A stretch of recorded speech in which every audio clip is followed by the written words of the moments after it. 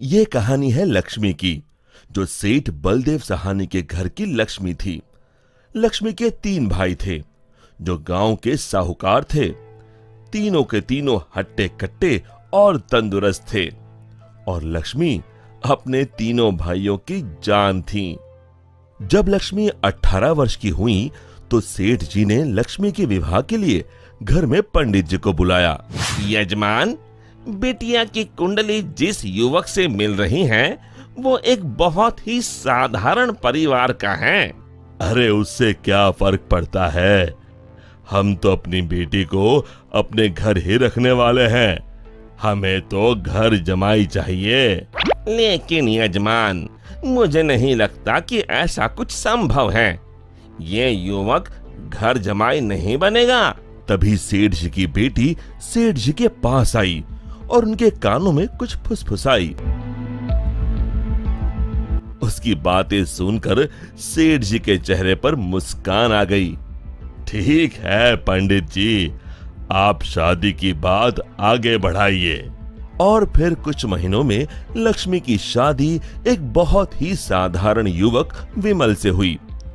शुरू में दोनों की अच्छी बन रही थी और विमल की मां सरिता भी बहुत खुश थी। एक दिन सोते वक्त लक्ष्मी ने विमल से बात की। ना इस घर में ढंग का सोफा है, ना गद्देदार पलंग और ना ही टीवी। ए जी, आप मेरे साथ मेरे पापा के घर चलिए ना, वहाँ सब कुछ है। नहीं लक्ष्मी, अब यही तुम्हारा घर है, तुम्हें इसी घर में रहने की आदत डालनी होगी।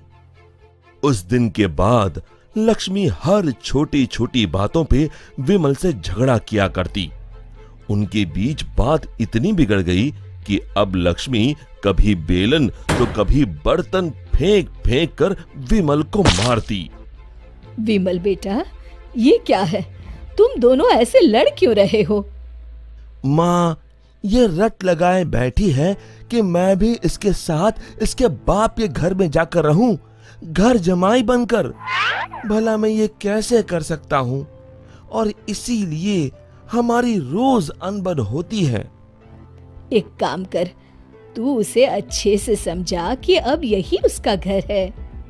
अगले दिन फिर से लक्ष्मी विमल को अपने घर चलने के लिए जोर डालने लगी।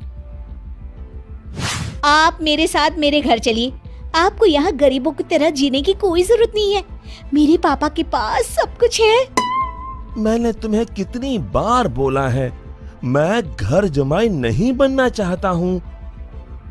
अगर आप खुद से मेरे साथ नहीं चलोगे तो मैं मेरे भाइयों से बोलकर आपको जबरदस्ती यहाँ से उठवा लूंगी।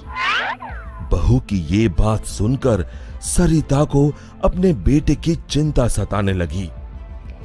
इसके तीनों भाई तो इतने शक्तिशाली है, मेरे बेटे का क्या हाल होगा। ये मैंने क्या कर दिया, इससे अच्छा तो किसी गरीब की बेटी ब्याह लाती, कम से कम कोई आफत तो नहीं आती।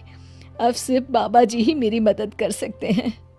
सरिता बहुत दूर एक बाबा जी के पास गई और उन्हें अपनी पूरी दुख भरी दास्तान बताई। अब आप ही बताइए बाबा जी, मैं अपने बेटे को बचाने के लिए क्या कर सकती हूँ? ये ताकतवर इंसान ऐसे ही होते हैं, हमेशा निर्बलों को दबाना चाहते हैं। अब सिर्फ गुफा में रहने वाली डायन ही तुम्हारी मदद कर सकती है, सिर्फ वही तुम्हें ताकतवर बना सकती है, जिससे तुम अपने बेटे को बचा सकती हो। बाबा जी, मुझे ये डायन कहाँ मिलेगी? वो उत्तरी दिशा में मिलेगी, लेकिन उससे मिलने से तुम्हारे प्राण भी संकट में आ सकते हैं। अपनी बेटी की जान बचाने के लिए मैं कुछ भी कर सकती हूँ। सरिता उत्तरी दिशा में निकल पड़ी और गुफा तक पहुंचते पहुंचते उसे रात हो गई। कोई है यहाँ? क्या आज एक इंसान यहाँ खुद चलकर आया है? वो भी मेरा खाना बनने। मैं आपसे मिलने आई हूँ। मिलने? मुझसे? हाँ। वो भी खुद चल के? बताओ बताओ क्या बात है? सरिता ने डायन को अपनी कहानी सुनाई।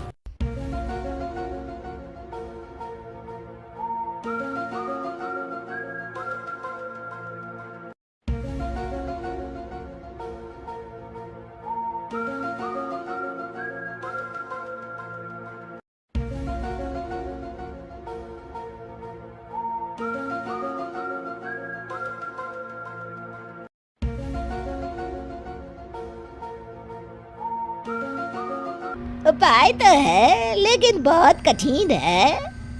मैं अपने बेटे को बचाने के लिए कुछ भी कर लूंगी। तुम्हें मेरा श्राप अपने ऊपर लेना होगा, जिससे मेरी सारी शक्तियाँ तुम में आ जाएंगी।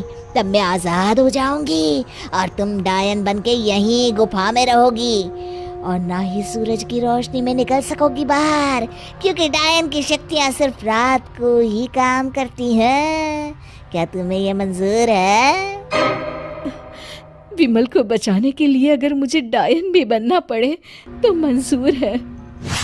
डायन ने कुछ जादू किया और डायन की सारी शक्तियां सरिता में चली गईं और अब डायन आजाद होकर एक औरत बन गई और सरिता डायन बन गई। यहां पूरा दिन हो गया था। विमल ने गांव में जाकर मां को ढूंढा, लेकिन मां कहीं नहीं मिली। रात को वो घर पहुंचा तभी लक्ष्मी उस पर बरस गई। ये सब सरिता अपनी शक्तियों से देख रही थी और उसी समय सरिता डायन के रूप में वहां पहुंची।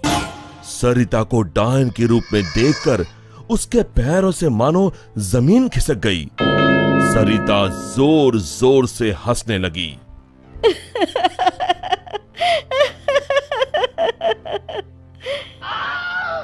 आलतू जलाल तू आई बला को टाल तू, आलतू जलाल तू आई बला को टाल तू, आलतू जलाल तू आई बला को टाल तू, आलतू जलाल तू आई बला को टाल तू, आलतू जलाल तू आई बला को टाल तू। जैसे तैसे रात को लक्ष्मी सो गई और सुबह होते ही अभी अपने भाइयों को बताती हूँ कि आपने मुझे बेलन से मारा। लक्ष्मी दरवाजे से पांव बाहर डाल ही रही थी कि सरिता ने अपने हाथ लंबे कर कर लक्ष्मी के पांव पकड़ लिए।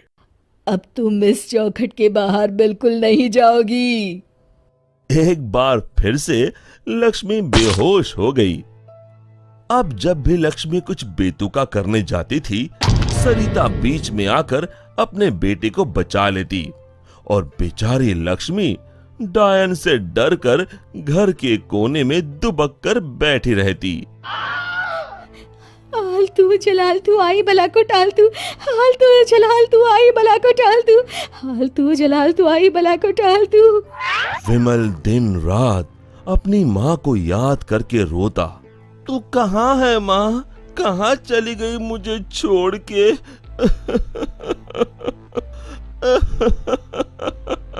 बेटा विमल, मैं यही हूँ तेरे पास, लेकिन इस डायन के रूप में।